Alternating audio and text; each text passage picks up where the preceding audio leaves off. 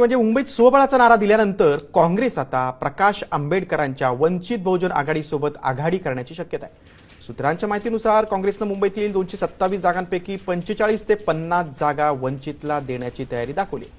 काँग्रेसचे महाराष्ट्र अध्यक्ष हर्षवर्धन सपकाळ यांनी सोमवारी प्रकाश आंबेडकर यांची भेट घेऊन राज्यभरात युती आणि मुंबईत जागा वाटपाच्या शक्यतेवर चर्चा केल्याची माहिती आहे। प्रकाश आंबेडकरांनी मात्र मुंबईची कमिटी काँग्रेस आघाडीबाबत निर्णय घेणार असल्याचं सांगितलं।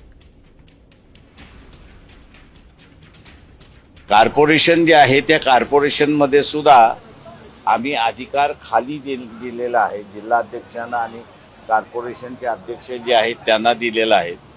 त्यांना जे जे सोयीचं वाटेल त्या ठिकाणी ते त्यांच्याशी बोलणी चालू आहे असं मी त्या ठिकाणी म्हणेन। मुंबई कमिटी आमची जी आहे ते अधिकार आम्ही मुंबई कमिटीला दिलेले आहेत।